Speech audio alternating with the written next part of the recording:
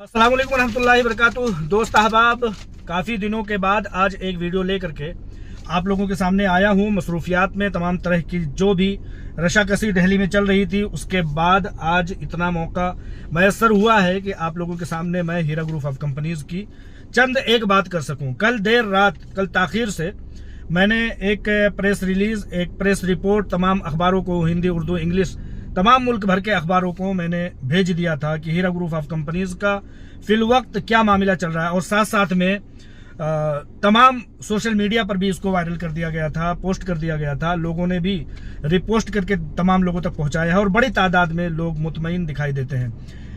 जो लोग लिख पढ़ नहीं सकते या समझिए पढ़ना नहीं चाहते, ऑडियो या वीडियो की शक्ल में वो सुनना चाहते हैं, उनके लिए मैंने सोचा कि एक वीडियो आप लोगों के सामने रख दिया जाए। और ये प्रेस रिलीज और इससे जुड़ी हुई चंद एक बातें जो मुझे समझ में आती हैं, जो मेरा मौकिफ है, जो कंपनी का मौकिफ है, जो अदालती कार्रवाइयों का मामला है, उसको भी आप लोगों के सामने रखा जाए। तो ताखीर न करते हुए छोटी से छोटी वीडियो बनाने की कोशिश करने के लिए मैं चाहता हूं कि वो प्रेस रिलीज आप लोगों को सुनाऊं और जो कुछ भी आप लोगों से बातचीत करना है वो भी इसमें बताऊं। प्रेस रिलीज की जो सुर्खी थी वो कुछ इस तरह से है: मनमानी जमीन नीलामी कराई, अदालत ने रजिस्ट्रार से रजिस्ट्री करा ली। डॉक्टर नौहरा शेख ने जेल जाना कबूल किया मगर जुल्म के आगे झुकना मंजूर नहीं किया।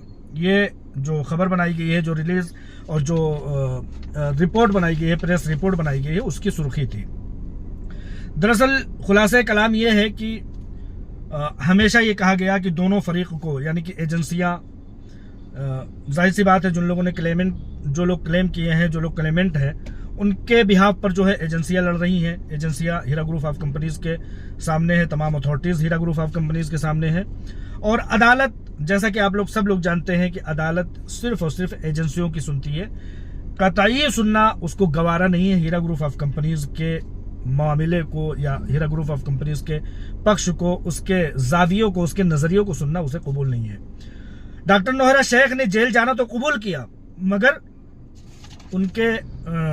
उन्होंने जुल्म के आगे झुकना कबूल नहीं किया। आलमा डॉक्टर नौहरा शेख साहबा का हमेशा कहना यह है कि मैं सच पर हूं, मैं हक पर हूं, मैं क्यों कॉम्प्रोमाइज करूं, मैं क्यों झुकूं। आखिर आज तक कौन सा ऐसा जजमेंट आया है जो मेरे खिलाफ रहा है? कौन सा ऐसा हुक्म आया है, कौन से ऐसी अदालत का वर्डिक्ट आया है जो कि हीरा ग्रुप ऑफ कंपनीज के खिलाफ रहा है? हीरा ग्रुप ऑफ कंपनीज कहीं से कहीं तक, आज तक हीरा ग्रुप ऑफ कंपनीज गलत नहीं साबित हुई है। हीरा ग्रुप ऑफ कंपनीज का, डॉक्टर नौहरा शेख साहिबा का कहना यह है कि मेरी जमीनों को, कंपनी की जमीनों को, सरमायाकारों के पैसों से बनाई गई जमीनों, जायदादों को आप फरोख्त करें, नीलाम करें, औने पौने बेचे, तब जबकि कुछ गलत साबित हुआ हो तो उसी बात को कहते हैं कि डॉक्टर नौहरा शेख ने जेल जाना कबूल किया मगर जुल्म के आगे झुकना मंजूर नहीं किया। यह एक बहुत बड़ी बात है। हर शख्स, ज़ी शऊर शख्स, पागलों की बात ना करते हुए अगर कहें तो ज़ी शऊर शख्स ये जानता है कि हिंदुस्तान में कानूनी अदालती मरहले में जाना और एजेंसियों से फाइट करना, enforcement directorate, SFIO, CBI, police department, तमाम तरह की चीजों से लड़ना एक बहुत बड़े जिगर वाले का ही काम हो सकता है। बड़े बड़े कांपते, हांफते और पीछे हटते हुए दिखाई देते हैं। सच होने के बावजूद भी यहाँ पर आलमा डॉक्टर नौहरा शेख साहिबा सच पर है, कायम है, लड़ रही है, फाइट कर रही है और कह रही है कि मैं जेल जाना तो मुझे मंजूर है, लेकिन इन जुल्म के, इन नाइंसाफी के फैसलों पर मुझे झुकना मंजूर नहीं है। तो अब तहरीर पढ़ते हुए अब मैं बताना चाहता हूं, तमहीदी तौर पर जो कुछ भी बता दिया, आप लोग जानकार हैं, समझदार हैं माशाल्लाह। New Delhi, Hyderabad, report Mutiur Rahman Aziz. Heera group of company से मुताल्लिक सुप्रीम कोर्ट ऑफ इंडिया में होने वाली हालिया समाअत ने एक बार फिर इस मुकदमे को नई बहस का मौजू बना दिया है। कंपनी के मौकिफ के मुताबिक इस कार्रवाई से यह तासुर मजीद मजबूत हुआ है कि तहकीकात और अदालती अमल में एजेंसियों के मौकिफ को ज्यादा अहमियत दी गई है, जबकि कंपनी और उसके सरमायाकारों के एतराजात को मतलूबा तवज्जो नहीं हासिल हो सकी। इस बार के सुप्रीम कोर्ट ऑफ इंडिया की समाअत का जो वीडियो आप लोगों के सामने आया होगा, वहां पर और पहले भी बहुत सारी बातें कहने की कोशिश की सुप्रीम कोर्ट ऑफ इंडिया में और अदालतों में, लेकिन जज साहब की क्या मंशा है, उनकी क्या राय है, उनको केस को किस हिसाब से देखना है वो उसको सुनना गवारा नहीं करते हैं। सिर्फ और सिर्फ एजेंसी को, हाँ भाई क्या हुआ, हाँ भाई गिरफ्तार कर लो, हाँ भाई क्या किया, कहाँ तक प्रोसेस पहुंचा, इसी तरह की बातें होती हैं। कंपनी का कहना है कि उसने इब्तिदा से ही अदालती कार्रवाई में ताउन किया, लेकिन मुतादिद मौके पर उसके कानूनी एतराजात और मुतालबात को मुअस्सिर अंदाज में सुना नहीं गया। हीरा ग्रुप के चीफ एग्जीक्यूटिव ऑफिसर आमा डॉक्टर नोहरा शेख का मौक़िफ़ है कि उन्होंने कभी कानून से फरार की कोशिश नहीं की, बल्कि हर मरहले पर कानूनी तरीक़ेकार के जरिए अपने मौक़िफ़ का दिफा किया। उनके मुताबिक अगर जुल्म और इंसाफ में किसी एक का इंतखाब करना हुआ तो वो जुल्म के सामने झुकने के बजाय हर कीमत पर कानूनी जिद्दोजहद को तरजीह देंगी। कंपनी के मुताबिक सुप्रीम कोर्ट की जानिब से सिर्फ महदूद तादाद में जायदादों की नीलामी की इजाजत दी गई थी, लेकिन बाद अज़ा एजेंसियों ने उससे ज्यादा जायदादें नीलाम कर डाली।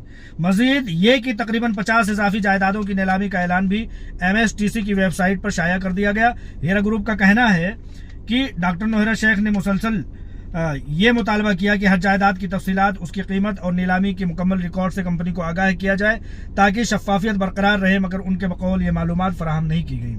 अलमा डॉक्टर नोहरा शेख साहिबा के कहने के मुताबिक उन्हें गिरफ्तार तो कर लिया गया, लेकिन कौन सी जायदाद बेच रहे हो, किसे रजिस्ट्री करानी है, किसको रजिस्ट्री करानी है, कितने रुपए में रजिस्ट्री करानी है, इन सारी चीज़ों की तफसीलात दिया नहीं गया। डॉक्टर नोहरा शेख साहिबा ने इस चीज़ को बयान करते हुए बताया और ये बताया कि जो अदालत ने 12 प्रॉपर्टी अदालत ने या 16 प्रॉपर्टी अदालत ने फरोख्त करने के लिए कहा था या नीलाम करने के लिए कहा था, उससे आगे जाकर के उससे ज्यादा की नीलाम कर डाली गई। और यहीं तक नहीं, और भी 50 जायदादों को, हीरा ग्रुप ऑफ कंपनीज की 50 जायदादों को MSTC की वेबसाइट पर डाल करके उसको फरोख्त करने का ऐलान कर डाला गया। समाअत के दौरान डॉक्टर नोहरा शेख के वकील ने यह नुक्ता उठाया कि अभी तक ये वाज़ेह नहीं किया गया है कि SFIO में के पास कितने हकीकी दावादार हैं और मजमूई दावादार की मालियत क्या है। हीरा ग्रुप ऑफ कंपनीज के वकील ने कहा कि सर, नीलामी पर नीलामी किए जा रहे हो, फरोख्त पर फरोख्त किए जा रहे हो, डैमेजिंग की कार्रवाइयां होती चली जा रही हैं, कंपनी को तोड़ने और उसको बर्बाद करने, मिसमार करने की तमाम तरह की कार्रवाइयां करते चले जा रहे हो, लेकिन आया पहले ये तो साबित कर लीजिए कि कितने सरमायाकार हैं जो हीरा ग्रुप ऑफ कंपनीज के खिलाफ क्लेमेंट हैं। ये तो पता लग जाए कि कितने रुपए के क्लेमेंट हैं, या यूं ही आप नीलाम करते चले जाओगे। आपकी देनदारी है 25-50 करोड़ और आप जो है 200-300 करोड़ की नीलामी कर डालते हो, और इस नीलामी के अमल में जो प्रॉपर्टी 500 करोड़ की होती है वो सिर्फ और सिर्फ 50 करोड़ की बिकती है, जो प्रॉपर्टी 1000 करोड़ की होती है वो सिर्फ और सिर्फ 100 करोड़ की बिकती है या 25-50 करोड़ की। तो इन सब चीजों को जब हीरा ग्रुप ऑफ कंपनीज के वकील ने कहा कि इसका तायन तो कर लिया जाए, तो उस चीज को भी नहीं सुना गया। ठीक है भाई, आप अदालत हैं, आप कीजिए जो मन मर्जी आए करते जाइए, आप तो भाई उच्च न्यायालय के सब कुछ है। हालिया अदालती कार्रवाई को बाज़ अफराद फौरी अदायगी या सरमायाकारों की कामयाबी तस्वुर करें। सरमायाकारों मतलब क्लेमेंट सरमायाकारों की, लेकिन कानूनी एतबार से मामला अभी बहुत पेचीदा है, मरहले बहुत हैं। कानूनी अमल के मुताबिक पहले नीलामशुदा जायदादों की रकम मुतल्लिका महकमे पास जाएगी, मिसाल के तौर पर SFIO में। उसके बाद अदालत के हिदायत के मुताबिक रकम मुतल्लिका अथॉरिटी यानी कि SFIO के जरिए कानूनी निगरानी में मुंतकिल होगी। फिर बाकायदा ट्रायल का शुरुआत होगा जिसमें हर दावेदार को उसकी दावेदारी पेश करना होगा।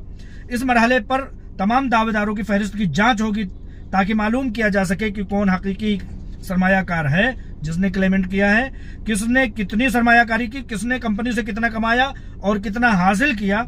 यही सब चीजों की जांच पड़ताल होगी और इसमें बहुत ज्यादा समय लगेगा। अगर कोई शख्स पहले ही अपने असल सरमायाकारी की रकम वसूल कर चुका है तो कानूनी उसूलों के मुताबिक उससे इजाफी रकम जो है, यानी कि जो अपने सरमायाकारी से ज्यादा उसने कमा लिया है, उससे रिकवरी भी मुमकिन है।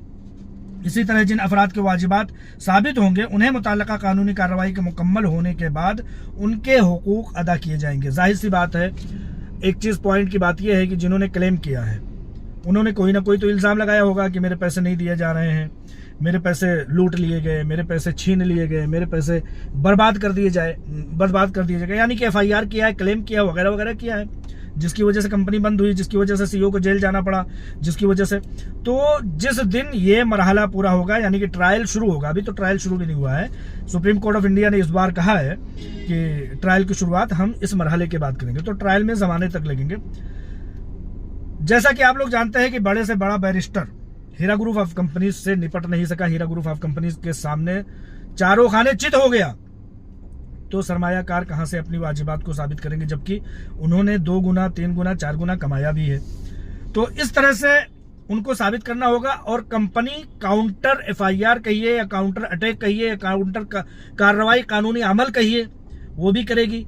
तो अभी चूंकि आपका जो है समझिए कि ट्रायल भी नहीं शुरू हुआ, अभी काउंटर के मामलात चलेंगे। अभी बहुत सारे लोग कहते हैं कि आप पैनिक कर रहे हो, ये मामलात सिर्फ और सिर्फ उन लोगों के लिए हैं जिन्होंने क्लेम किया है। अपनी बातों को साबित तो करना होगा ना। यूं मुंह उठाया और चले गए और कह दिया कि जो है मुतीउर रहमान अजीज ने आपके साथ गलत किया है। अब मुतीउर रहमान अजीज सुनता रहा, आप साबित नहीं कर पाए, तो मुतीउर रहमान अजीज की जो है गरिमा को, उसकी आन बान शान को, उसके कारोबार को, उसके तमाम मामलात को, उसकी इज्जत नफ्स को आपने मजरूह किया, तो मैं कहीं ना कहूँ काउंटर FIR कहूँगा कि भाई मैं इसका मुस्तहिक नहीं था, मैं इसका मुजरिम नहीं था, मैं इसका मुस्तहिक नहीं था, लेकिन फिर भी मुझे इन लोगों ने कानून कोर्ट कचहरियों में घसीटा और मेरा नुकसान किया। तो फिर वहाँ से एक और मरहला शुरू होगा, कंप्रोमाइज़ होगा या उसके नुकसानात की तलाफी होगी। जैसे कि हितक इज्जत जिसको कहते हैं, असदुद्दीन ओवैसी ने हीरा ग्रुप ऑफ कंपनीज के खिलाफ FIR किया, हार गए। अब counter FIR Heera group of companies ने असदुद्दीन ओवैसी के ऊपर किया है और 100 करोड़ की मानहानि का दावा किया है। तो ये चीज यहाँ भी लाजिम आती है, यहाँ भी नाफिज होती है। अभी इस तरह के बहुत सारे मामलात, देखिए सरकारें, एजेंसियां जब किसी की प्रॉपर्टी को नीलाम करती हैं तो उससे सरकार एक लंबे अरसे तक इस्तेफादा करता है, उससे तमाम तरह के अपने सरकारी मामलात करता है। उसको रेवेन्यू की ज़रूरत होती है, तो रेवेन्यू अपना बढ़ाने के, अपने कारोबार को बढ़ाने के 1000 करोड़ रुपए से वो काम करने के कारोबार करते हैं। तो इसमें बड़ी, जैसा कि मैंने सहारा का 12 बताया है कि सहारा का 2012 में मामला हुआ था, अब 2024 के बाद 2026 आ चुका है, अभी तक वो पैसे जहां के तहां पड़े हुए हैं, उसके सूद ब्याज बढ़ करके वो डबल हो गए हैं, 12,000 करोड़ अब 24,000 करोड़ रुपया हो चुका है। तो कहने का मतलब ये नहीं है कि सहारा ऐसा है, सहारा वैसा है। मामला ये है कि कानूनी कार्रवाई के बाद जब एजेंसियां फरोख्त कर देती हैं, नीलाम कर देती हैं, तमाम तरह के मामलात कर देती हैं, तो वो एक लंबे अरसे तक हुकूमतों के, सरकारों के, सरकारी एजेंसियों के इस्तेमाल का बंदोबस्त हो जाता है। ये चीज़ मैं बता रहा हूँ। फिर उसको निकालना, अभी तो एजेंसियां हैं जो आपके कंधे पर, यानी कि क्लेमेंट के कंधे पर बंदूक रख करके अपने मामलों को सेक रही हैं, अपने मामलों को लड़ रही हैं, अपनी मौजूदगी दर्ज करा रही हैं।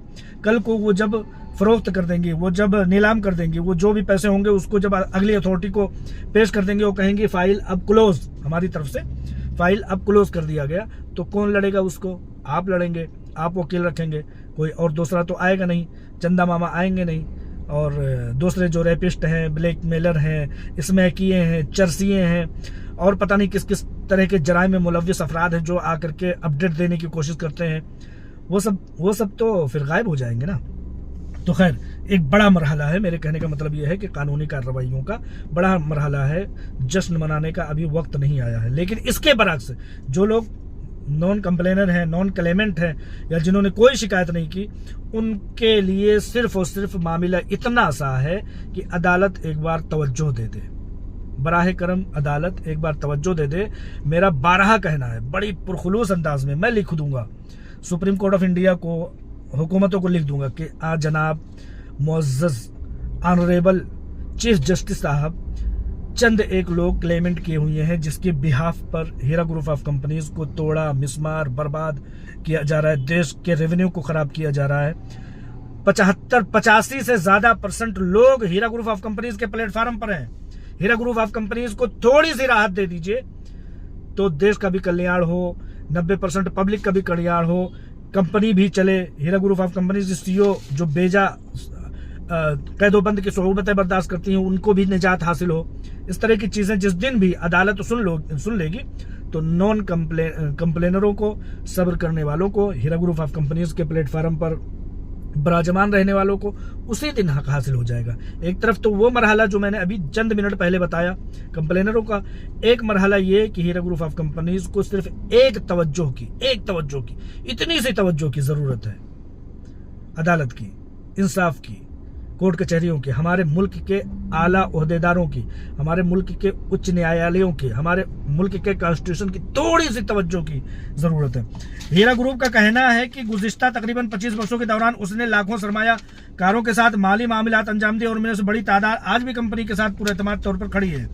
कंपनी के मुताबिक यही वजह है कि उसके बहुत से सरमायाकार चाहते हैं कि उनके मामलात का तस्वीर कंपनी बराह रास्त हीरा ग्रुप ऑफ कंपनीज और आलमा डॉक्टर नोहरा शेख साहिबा करें। कंपनी का यह मौक़िफ़ है कि मौजूदा कार्रवाई में बाज़ अनासिर की दिलचस्पी सिर्फ जायदादों की फरोख्त तक महदूद नजर आती है, जबकि असल मकसद सरमायाकारों को बरवक्त और मुनसिफाना इंसाफ फराहम करना होगा। हीरा ग्रुप के हामियों का कहना है कि डॉक्टर नोहरा शेख ने सरमायाकारों के मफादात के तहफ़्फ़ुज़ की तवील कानूनी जिद्दोजहद कैदोबंद की सुऊबतें बर्दाश्त की हैं, लेकिन अपने मौक़िफ़ से दस्तबरदार नहीं हुई। एक फैसले पर, एक आवाज़ पर इंसाफ के लिए आलमा डॉक्टर नोहरा शेख साहिबा उस वक्त भी खड़ी थी, दरमियान में भी खड़ी थी। थोड़ी सी राहत मिली लोगों को, जो भी उनके अकाउंट में पैसे थे सैकड़ों करोड़ रुपए उन लोगों को तकसीम कर दिए गए, और आज भी उसी मौक़िफ़ पर खड़ी हैं कि जुल्म के खिलाफ, नाइंसाफ़ी के खिलाफ, हमारी कंपनी को तोड़ने के खिलाफ हम बिल्कुल अपनी हिमायत नहीं देंगे। हम अपना एहतजाज जारी रखेंगे। बेशक आपको जेल करना है तो जेल कर दीजिए। उनके मुताबिक अगर वो किसी भी मरहले पर दबाव के सामने झुक जाती हैं तो शायद कंपनी का वजूद बाकी ना रहता और सरमायाकारों के मफादात को मजीद मुतासिर किया जाता। उनका कहना है कि डॉक्टर नोहरा शेख का एतमाद हमेशा इस बात पर रहा है कि अगर कानून के दायरे में रहकर जिद्दोजहद की जाए तो बिलाखिर इंसाफ जरूर मिलता है। कहते हैं जाअल हक़ व ज़हक़ल बातिल इन्नल बातिल कान ज़हूक़ा, एक न एक दिन हक गालिब आता है और बेशक जो बातिल है वो सरनिगू होने के लिए आया है, जिसको कहते हैं सत्यमेव जयते। हीरा ग्रुप के मुताबिक उन्हें यकीन है कि हिंदुस्तान का आईन, हिंदुस्तान का कानून, कॉन्स्टिट्यूशन, अदालती निज़ाम और कानून आखिरकार हकीकी सरमायाकारों के हुकूक का तहफ़्फ़ुज़ करेंगे और तमाम हक़ाइक़ मुकम्मल कानूनी जांच के बाद सामने आएंगे। हमारी गैर मौजूदगी का, हमारी मसरूफियत का कुछ लोगों ने ये मतलब निकाला कि ये लोग घबरा गए, ये लोग टूट गए, इन लोगों को हक़ाइक़ का पता लग गया, वगैरह वगैरह वगैरह। लेकिन हकीकत यही है कि हीरा ग्रुप ऑफ कंपनीज CEO और उनके तमाम मद्दाए, उनके तमाम हामी उसी बात पर अटल हैं कि इंसाफ और अदालतों से यही कहना चाहते हैं कि एक तवज्जो, एक छोटी सी तवज्जो, आपका कुछ भी बिगड़ने वाला नहीं है। जो तवज्जो आप सरमायाकारों को, सब्र करने वाले सरमायाकारों को नहीं दे रहे हैं, एजेंसियों को दे रहे हैं जो तवज्जो, उसका 1%, 99% आपने दे दिया, 1% हीरा ग्रुप ऑफ कंपनीज को तवज्जो दे दीजिए तो लाखों लोग, लाखों सरमायाकार, हीरा ग्रुप ऑफ कंपनीज, मुल्क का रेवेन्यू, मुल्क को मिलने वाला इनकम टैक्स सब बहाल होगा, सब लोग इंसाफ पा जाएंगे। इंसाफ का यही तकाजा होना चाहिए। मेरी यही कोशिश है, मेरी यही ख्वाहिश है, मेरी यही सोच है। और कहीं ना कहीं कंपनी का भी अटल फैसला यही है कि समझिए कि हक हासिल करके, इंसाफ हासिल करके ही दम लेंगे इंशाअल्लाह ताला। अस्सलाम वालेकुम रहमतुल्लाहि व बरकातुहू।